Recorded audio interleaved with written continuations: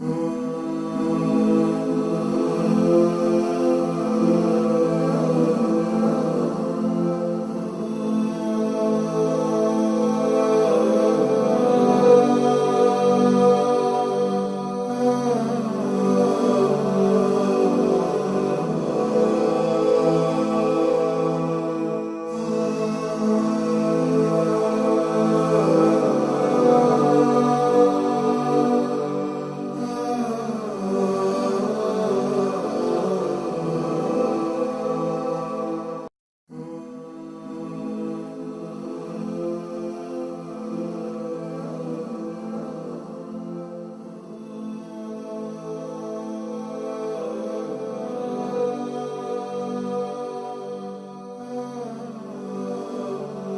ضرب فرسه قاصدا الحسين عليه السلام ويده على رأسه وهو يقول: